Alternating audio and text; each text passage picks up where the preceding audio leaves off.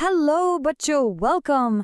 आज हम आपकी फर्स्ट फ्लाइट बुक के सारे इंपॉर्टेंट चैप्टर्स को एक ही बार में पूरी डिटेल के साथ समझेंगे। मेरा गोल बिल्कुल सिंपल है। हर स्टोरी, हर कैरेक्टर और हर थीम आपके लिए एकदम क्रिस्टल क्लियर करना। तो ये है हमारा प्लान। हम पार्ट 1 के फाउंडेशनल स्टोरी से शुरू करेंगे, फिर पार्ट 2 में सेल्फ डिस्कवरी की जर्नीज देखेंगे, उसके बाद पार्ट 3 में कल्चर से जुड़ी कहानियां, और आखिर में मैं आपको कुछ बहुत ज़रूरी एग्जाम टिप्स दूंगा। रेडी हो? चलो शुरू करते हैं। देखो, इस एक्सप्लेनर में मेरा आपसे एक ही प्रॉमिस है। हम ऊपर ऊपर से कुछ नहीं पढ़ेंगे। हम हर चीज़ को गहराई से समझेंगे, ताकि आपको आंसर्स रटने ना पड़े, आपको स्टोरीज असल में समझ में आए। चलो साथ मिलकर एग्जाम के लिए फुल कॉन्फिडेंस बिल्ड करते हैं। ठीक है, चलो शुरू करते हैं अपने पहले सेट ऑफ स्टोरीज से। ये फाउंडेशनल चैप्टर्स हैं जो पूरी बुक के लिए एक टोन सेट करते हैं। इनमें फेथ, फ्रीडम और करेज जैसे बड़े आइडियाज पर बात की गई है। तो हमारा पहला चैप्टर है अ लेटर टू गॉड। ये कहानी है एक किसान की, जिसका नाम है लेंचो। उसकी पूरी जिंदगी उसकी फसल पर डिपेंड करती है। वो बहुत मेहनती है, पर उसकी सबसे खास बात है उसका भगवान पर अटूट, बिल्कुल बच्चों जैसा विश्वास। इस स्टोरी में कुछ बड़े आइडियाज हैं। एक तरफ है लेंचो का अटूट विश्वास, और दूसरी तरफ है इंसानियत जो पोस्टमास्टर दिखाता है। लेकिन सबसे इंटरेस्टिंग थीम है यहाँ पर आयरनी। अब समझो आयरनी क्या होती है। सिंपल शब्दों में, जब आप सोचते कुछ हो और हो उसका बिल्कुल उल्टा जाए। जैसे पोस्ट ऑफिस वालों ने मदद की और लेंचो ने एंड में उन्हीं को अ बंच ऑफ क्रुक्स यानी बेईमानों का झुंड बोल दिया। ये है आयरनी। इस बात को स्टोरी के एंड तक ध्यान में रख। चलो अब इसके मेन कैरेक्टर्स को देखते हैं। लेंचो इस कहानी का दिल है, एकदम सीधा सादा, विश्वास से भरा हुआ और थोड़ा सा भोला। फिर है पोस्टमास्टर। पहले तो वो लेटर देखकर हंसता है, पर फिर उसका दिल बदल जाता है। वो इंसानियत की अच्छाई को रिप्रेजेंट करता है। और हाँ, पोस्ट ऑफिस के एम्प्लॉयज़ को मत भूलना, जिन्होंने अपनी सैलरी से पैसे देकर मदद की। स्टोरी का फ्लो देखो, एक मिनी ड्रामा की तरह है। पहले है होप, उम्मीद। लेंचो बारिश के बादलों को देख के अच्छी फसल के सपने देखता है। फिर आती है डिजास्टर, ओलावृष्टि से सब कुछ बर्बाद हो जाता है। पर यहाँ उसका विश्वास देखो, वो हार नहीं मानता, सीधा भगवान को एक लेटर लिखता है। पोस्टमास्टर उसके इस विश्वास से इतना इम्प्रेस होता है कि वो मदद करने लग जाता है। पर फिर आता है ट्विस्ट, वही आयरनी जिसके बारे में हमने बात की थी। लेंचो को पैसे मिलते हैं, पर वो उन्हीं लोगों को गलत समझ बैठता है जिन्होंने उसकी मदद की। ये लाइन कहानी की आयरनी का सबसे बड़ा प्रूफ है। जरा सोचो, उसने ऐसा क्यों कहा? क्योंकि उसके सिंपल से दिमाग में एक बात बिल्कुल साफ थी कि भगवान गलती नहीं कर सकते। तो अगर पैसे कम है, इसका मतलब साफ है कि पोस्ट ऑफिस वालों ने ही निकाले होंगे। उसका गहरा विश्वास ही उसे अपने सामने की इंसानियत को देखने से रोक देता है। तो जब आप एग्जाम में इस चैप्टर से कोई भी आंसर लिखो, तो इन 4 पॉइंट्स के आसपास अपना आंसर बनाना। पहले, फेथ और रियलिटी के बीच का कॉन्फ्लिक्ट समझाओ।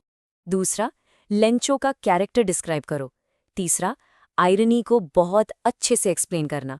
और चौथा, पोस्टमास्टर की काइंडनेस को हाईलाइट करना। एक सॉलिड आंसर में ये सारे पॉइंट्स होने ही चाहिए। चलो अब एक सिंपल किसान की कहानी से आगे बढ़कर एक ग्लोबल आइकन की कहानी पर चलते हैं। हमारा अगला चैप्टर नेल्सन मंडेला की autobiography long walk to freedom से लिया गया एक हिस्सा है। ये सिर्फ एक स्टोरी नहीं है, ये एक पूरे देश की अन्याय के खिलाफ लड़ाई की दास्तान। इस चैप्टर को समझने के लिए पहले इस एक शब्द को समझना होगा, अपार्थेड। सिंपल भाषा में ये साउथ अफ्रीका में एक कानूनी सिस्टम था जहां लोगों को उनके रंग के आधार पर अलग किया जाता था। सारी पावर वाइट लोगों के हाथ में थी और ब्लैक लोगों को उनके बेसिक इंसानी अधिकारों से भी वंचित रखा जाता था। नेल्सन मंडेला ने इसी सिस्टम के खिलाफ अपनी पूरी जिंदगी लड़ाई की। इस चैप्टर में बहुत गहरी बातें हैं। मंडेला आज़ादी का असली मतलब समझाते हैं कि आज़ादी सिर्फ अपनी नहीं, सबकी होनी चाहिए। वो हमें असली हिम्मत के बारे में बताते हैं कि हिम्मत डर का ना होना नहीं, बल्कि डर पर जीत हासिल करना है। और वो एक बहुत पावरफुल कॉन्सेप्ट देते हैं, ट्विन ऑब्लिगेशंस का, जिसे हम आगे देखेंगे। ये एक बहुत ज़रूरी कॉन्सेप्ट है, ट्विन ऑब्लिगेशंस। मंडेला कहते हैं कि हर इंसान की 2 बड़ी जिम्मेदारियां होती हैं।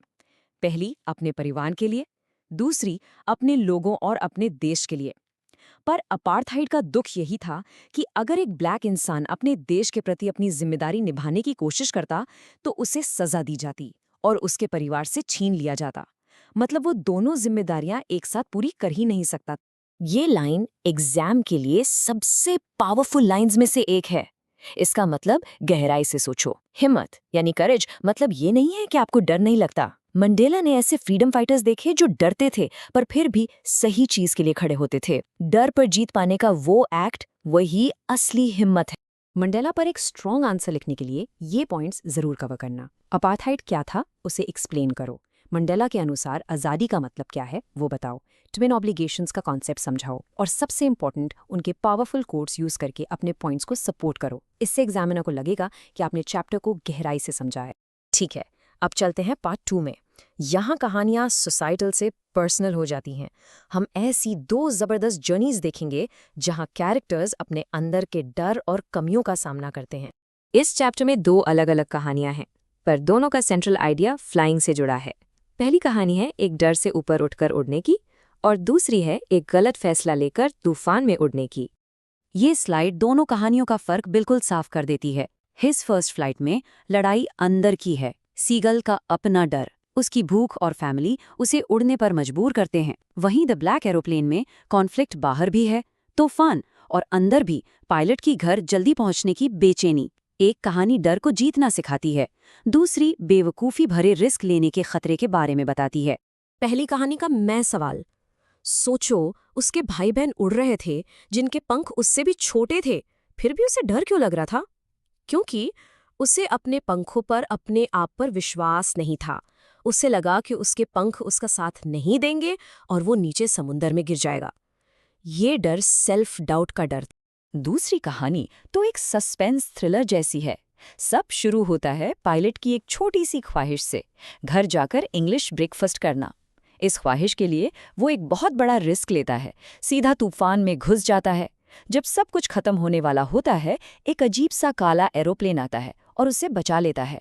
पर असली झटका तब लगता है जब वो लैंड करता है। कंट्रोल टावर कहता है कि रेडार पर कोई दूसरा प्लेन था ही नहीं। तो उसकी मदद किसने की? कहानी इस सवाल के साथ ही खत्म हो जाती। हमारा अगला चैप्टर हमें इतिहास के एक बहुत ही बुरे दौर में ले जाता है, एक छोटी लड़की की नज़रों से। ये एक हिस्सा है एन फ्रैंक की डायरी से, जो उसने तब लिखी थी जब वो और उसका परिवार वर्ल्ड वॉर 2 के दौरान नाजी से छिपकर रह रहे थे। ये इस चैप्टर की सबसे फेमस लाइन है। एन ऐसा क्यों कहती है? क्योंकि वो अपनी सारी फीलिंग्स, अपनी सारी सीक्रेट्स बिना किसी डर के पेपर पर लिख सकती थी। पेपर उसे जज नहीं करता, लोग करते हैं। लोग इम्पेशेंट हो जाते हैं, सलाह देते हैं या आपकी बात को ठीक से नहीं समझते, पर पेपर शांति से सब सुनता है। इसीलिए एन के लिए उसकी डायरी ही उसकी सच्ची दोस्त। चलो इस हिस्से के मुख्य किरदारों को देखते हैं। किटी कोई इंसान नहीं है, बल्कि एन ने अपनी डायरी को ये नाम दिया था, उसकी एकमात्र सच्ची दोस्त जो उसे जज नहीं करती थी। वो अपने पापा ऑटो फ्रैंक्स को बहुत मानती थीं। और फिर है मिस्टर कीसिंग, उसके मैथ्स टीचर। उनका रिश्ता बड़ा मजेदार है। वो पहले एन के ज्यादा बोलने से चिढ़ते थे, पर आखिर में उसके विटी ऐसे से इम्प्रेस हो जाते हैं। अपने फाइनल सेक्शन में हमें इंडिया के अलग अलग कल्चर की एक शानदार झलक मिलती है, गोवा के पुरानी यादों से लेकर एक छोटी लड़की की यादगार बस जर्नी तक। ये कहानी हमें टाइम में पीछे गोवा के पुराने पोर्चुगीज दिनों में ले जाती है। ये वहाँ के लोकल बेकर्स, जिन्हें पेडर्स कहा जाता था, उनके इम्पोर्टेंट रोल पर फोकस करती है। ऑथर बहुत प्यार से उन पुराने दिनों को याद करता है जो अब चले गए हैं। तो आप समझो, बेकर या पेडर सिर्फ ब्रेड बेचने वाला नहीं था, वो कम्युनिटी का एक इम्पॉर्टेंट हिस्सा था। सोचो, जब बच्चे सुबह उसके बैम्बू स्टिक की झंग झंग की आवाज़ सुनते थे तो कितने खुश होते होंगे। कोई भी शादी या फेस्टिवल बोल नाम की मीठी ब्रेड के बिना अधूरा था। बेकर एक दोस्त था, एक गाइड था, और उसका मोटा ताज़ा होना खुशहाली की निशानी माना जाता था। वो गोवान लाइफ में पूरी तरह से घुला मिला हुआ था। ठीक है बच्चों, हमने बुक की सारी मेन स्टोरीज कवर कर ली हैं। अब थोड़ा गियर चेंज करते हैं और बात करते हैं कि इस सारी नॉलेज को यूज करके एग्जाम में परफेक्ट आंसर्स कैसे लिखने हैं। ये टिप्स बहुत ज़रूरी हैं, इसलिए ध्यान से सुनना। आंसर लिखने का ये सिंपल फॉर्मूला हमेशा याद रखो। स्टेप 1, सवाल को कम से कम 2 बार आराम से पढ़ो और समझो कि पूछा क्या गया है। स्टेप 2, एक छोटा सा इंट्रोडक्शन दो जिसमें चैप्टर का नाम और थोड़ा कॉन्टेक्स्ट बताओ। स्टेप 3, ये सबसे इंपॉर्टेंट पार्ट है, अपने पॉइंट्स को 2 से 3 पैराग्राफ में एक्सप्लेन करो। और हाँ, चैप्टर से एग्जाम्पल्स और कोट्स जरूर यूज करना अपने आंसर को सपोर्ट करने के लिए। स्टेप 4, एक स्ट्रॉन्ग कंक्लूजन लिखो जिसमें अपने आंसर को समराइज करो और चैप्टर का मेन मैसेज बताओ। तो इस एक्सप्लेनर को ख़त्म करते हुए मैं आपके लिए एक सवाल छोड़कर जा रहा हूँ। आज हम जितने भी कैरेक्टर्स से मिले, लेंचो अपने अटूट विश्वास के साथ, मंडेला आज़ादी के लिए अपनी कुर्बानी के साथ, वो यंग सीगल जिसने अपने डर को हराया, या एन फ्रैंक जिसने अंधेरे में भी उम्मीद ढूंढ ली, इनमें से कौन आपको सबसे ज़्यादा इंस्पायर करता है और क्यों? इस पर ज़रूर सोचना। कीप लर्निंग एंड आप सबको एग्जाम्स के लिए ऑल द वेरी बेस्ट।